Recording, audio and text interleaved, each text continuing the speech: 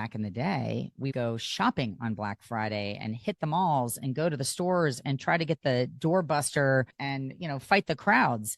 Really, it's become a cyber event, and it is all about spending your money online. $10.8 billion was spent in e-commerce alone last year online. Welcome to Girls Gone Gritty. I'm Farley Boyle. I'm Darian Boyle. And I'm Jennifer Berenius. Collectively, we're two sister-in-laws with our bestie. We don't just talk, we do it. Day, night, mountain, beach, and city. Get ready as we bring gratitude and attitude to everything we do. We jump in head first, unafraid, and we're all in all the time. We bring it on and get it on each week, diving deep into authentic, unscripted conversations on just about everything. So, let's get gritty. Bring it on. Bring it on. Don't wait until tomorrow. Happy Thanksgiving and welcome to Girls Gone Gritty. I am sitting next to my favorite turkey head, Jen, and we're going to talk about what Thanksgiving means to us on every level, from shopping to eating to hanging with family and friends to Blackout Wednesday. So stay tuned. Make sure that you talk about Girls Gone Gritty with people that matter to you. We have gratitude that our numbers are growing exponentially, but we need more, and we need you guys to help us do that. Yeah, we want to tip the turkey this year with that gratitude of you. We need for you to talk to your family and your friends, people that you love and trust. They're going to like us because you like us. So that's how it really is going to happen. Tell two friends and they'll tell two friends, and you have a perfect Thanksgiving Day table to do it at today. But before we start sharing at the table, we're going to go back to our headlines and top 3 of this week. Number 3, Miss Jamaica falls from the universe in front of the entire world. Oh, I'm really sad for her because she's still in ICU. The irony of this story is kind of crazy. I don't know if anybody saw what we're talking about, so we might have to give them a little background. The preliminaries to the Miss Universe pageant happened this week in Thailand. And this beautiful woman, she's not only poised on the stage, but off the stage, she is a doctor, Dr. Gabrielle Henry. She's an ophthalmologist in Jamaica, and she created the See Me Foundation that helps people that have problems seeing get opportunities.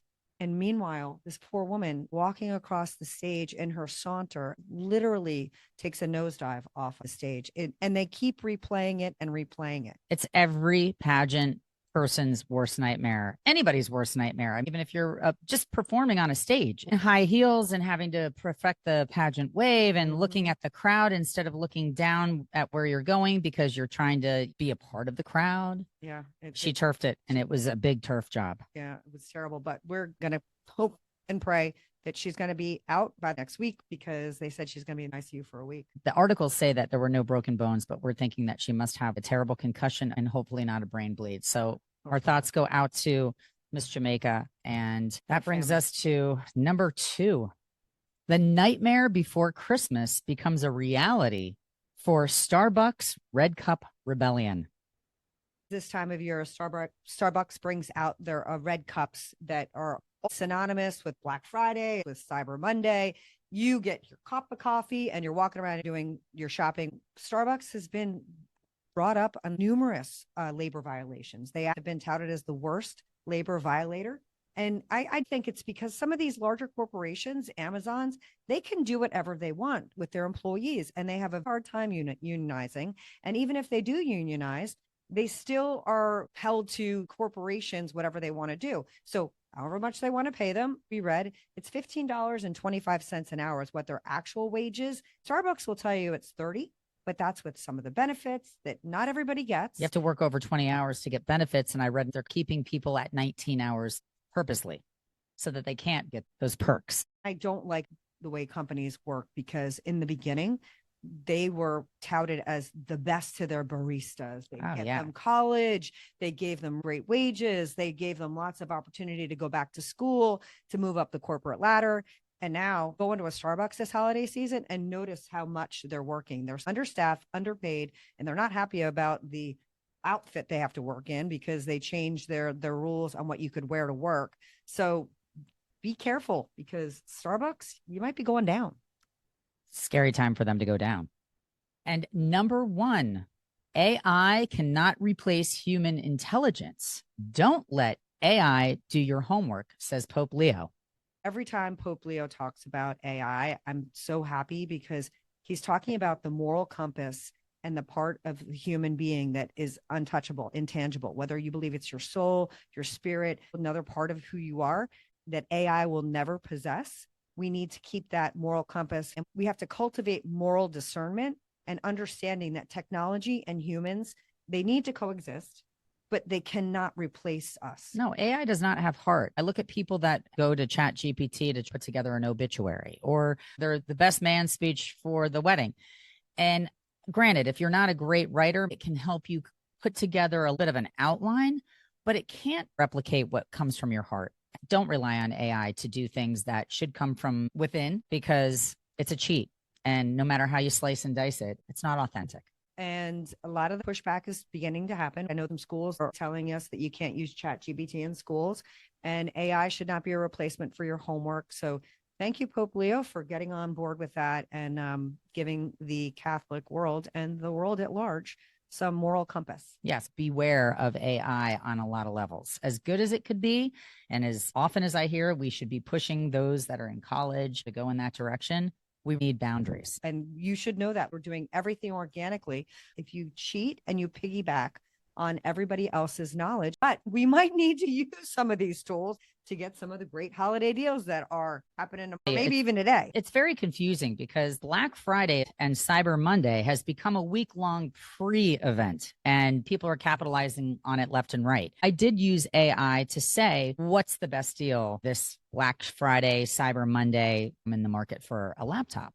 And I thought, I'll just buy my laptop on Black Friday or on Cyber Monday. Nope. The best deal was pre-Black Friday on Amazon. We were talking about how back in the day, we go shopping on Black Friday and hit the malls and go to the stores and try to get the doorbuster and, fight the crowds. Really, it's become a cyber event, and it is all about spending your money online. $10.8 billion was spent in e-commerce alone last year, online. It's crazy. The e-commerce industry is obviously taken hold, and we've gotten so reliant on the Amazons of the world, the large, box retailers. Everybody else is going out of business. It's going to become a problem, because much like what we were talking about with Starbucks, where they're able to give a lot in the beginning and take it away as they get market share. I have to believe that this is exactly what's going to happen with our Black Friday events, where you have no other option. When you start trying to understand what the best deals are, it's between 28 and 31% off the true savings that you might get. That's the average. I don't know if it's an algorithm. I don't know how they really do it, but you have to Google, like if you're looking for flights. Jen and I got so lucky last year. We booked on Cyber Monday our flights to go to Australia, and we genuinely got 50% off. My husband is a giant dude. He wanted to fly first class because he's 6'5", and he got 50% off of a business class ticket.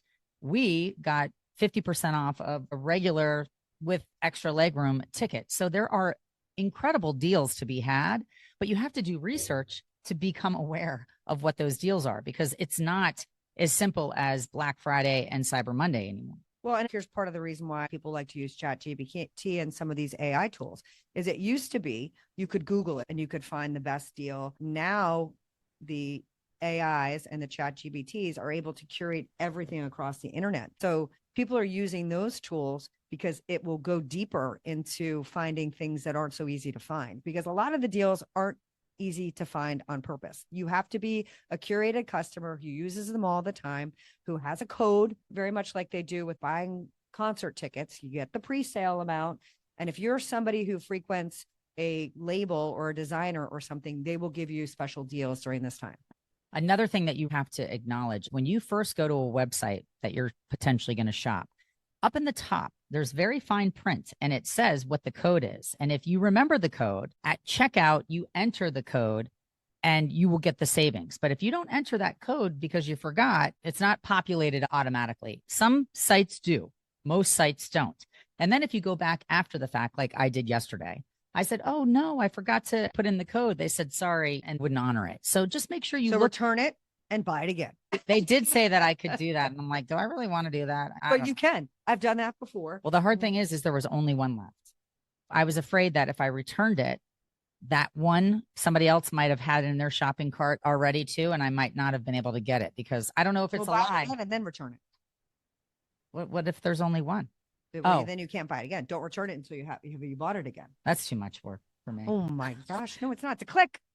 That's a lot though. And then you have to watch and make sure that the credit comes back to your credit card. I always try to watch to make sure that you get the refund because they don't make it an instant refund. They say 7 to 10 days, you'll see the refund being processed, blah, blah, blah. Yeah, unless you want to put it back on your Amazon account and then it's instantaneous. So you get to spend more and Amazon keeps all your money. It wasn't Amazon. I thought you said you bought your laptop on Amazon. No, but that wasn't my laptop that I was buying yesterday. Oh. Yesterday, I was trying to buy something else and I did not type in the 10% off code, which wasn't a lot, but it would have paid for the shipping. Oh, yeah, they get you because they recognize that the hunt has become lessened because 10, 15 years ago, my whole family would get up at 4:00 in the morning and we'd go to Kohl's and Target and Best Buy because they were having Black Friday deals, but they only had a certain amount and you had to get there early. And my sister-in-law, Shannon, she's a crazy person about them. And she knows exactly where and when, and she's got it down to a science, but the chaos. Oh, people are rude too. It's crazy. But they still need the hunt. So I feel like the promo codes and the gift codes is the thrill of the hunt and feeling like you're going to get a deal. And then you're proud of yourself because you did it. You were successful.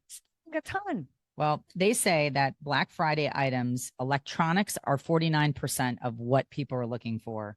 Clothing and accessories is 72% and cosmetics is 23%.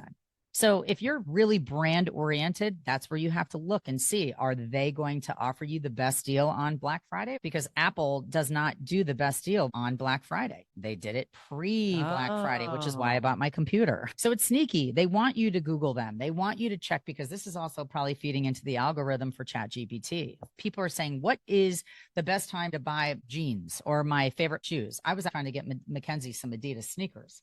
And I thought, I'll wait for the Black Friday event, but I couldn't get the shoes that I wanted from Adidas because they're sold out.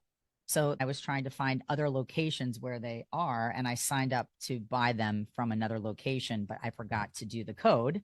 And that code was the 10% off, which would have paid for the shipping. And then I was like, darn it, I really didn't get that much of a deal because the price was not that great. I was just happy that I found the sneakers that were sold out.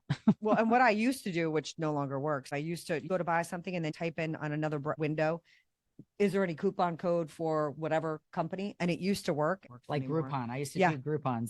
It is true. It is game. It is the thrill. They say 64% of consumers will shop online this Black Friday and 36% will seek deals on social media.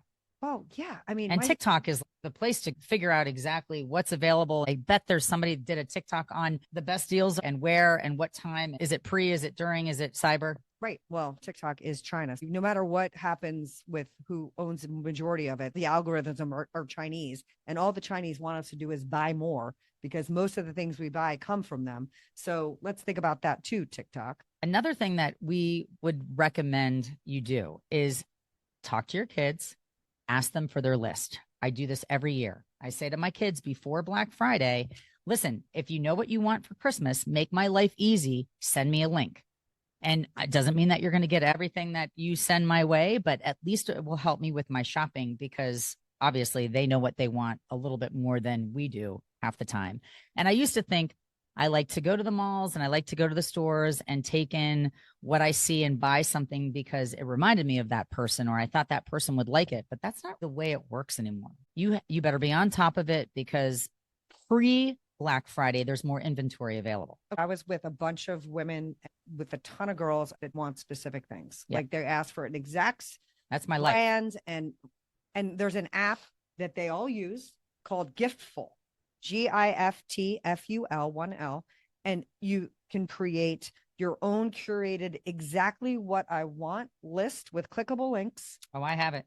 And it's Christmas actually list. I wish that you guys could see it. This is Abby's Christmas list. So when you click on it, cute tops with the links, it's got all the pictures that insert automatically. And this is Giftful. And I have a spreadsheet that looks like I'm shopping online with all of her suggestions. Suggestions. It's not a suggestion. It's a want list, not a need list. New Just so we're Year's clear. need. They make it so easy for us to just buy.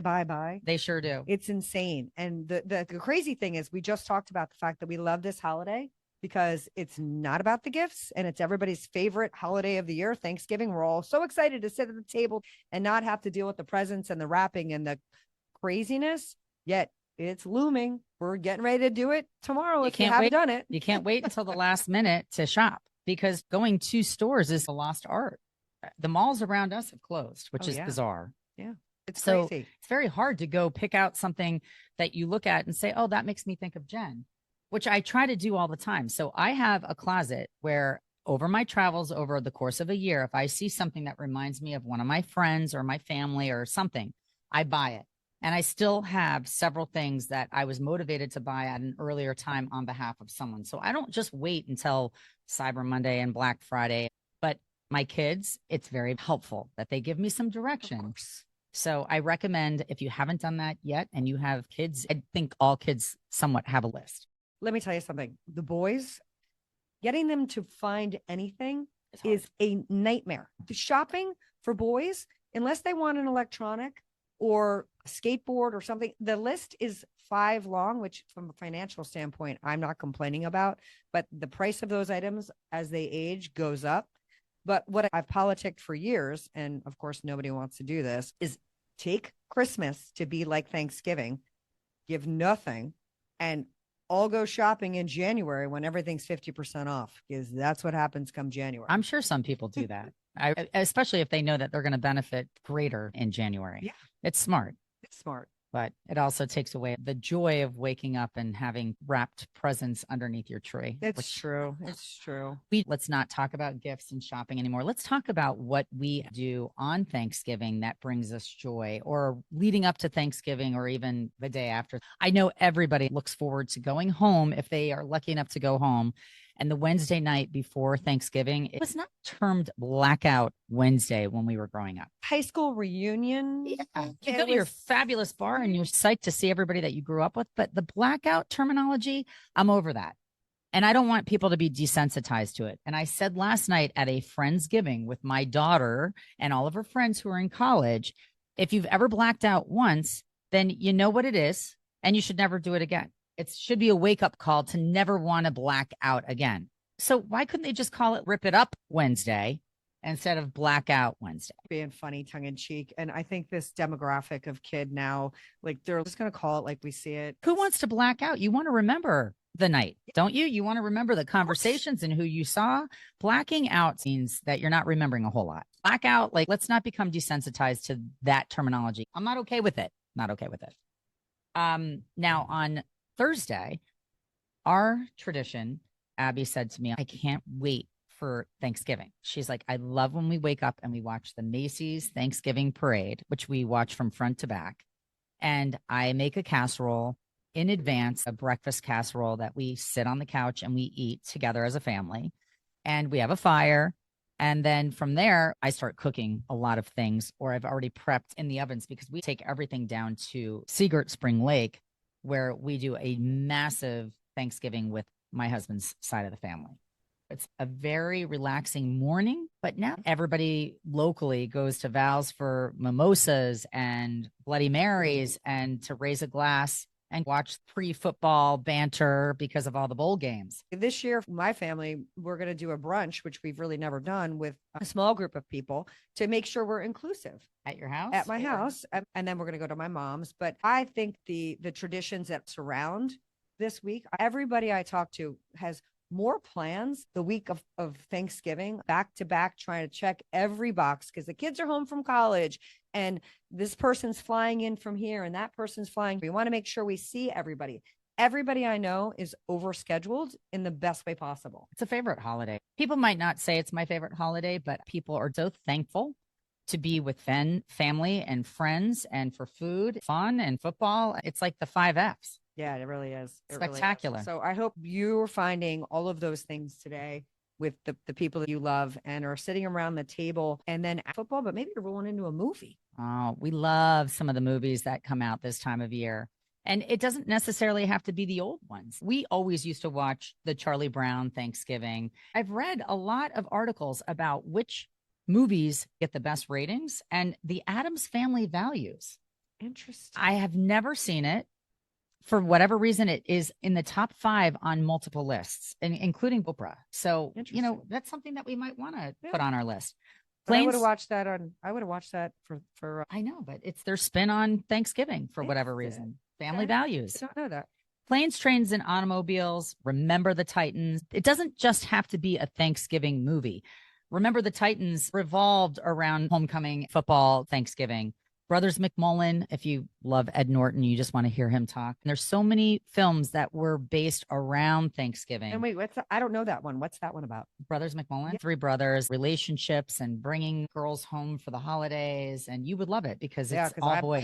I'm in that universe right now. It is so good. I haven't watched it in years, but it is another movie that pops up as a great movie to watch during the Thanksgiving holiday. Knives Out. Now, this cracked me up. I want to see this. It's about a dysfunctional family, and they're all trying to secure their inheritance. And their father is Christopher Plummer. He's the matriarch known as Harlan Thrombey. And he ends up, unfortunately, passing away. And everyone is a suspect. Oh, it's awesome. It reminds me of old school Clue.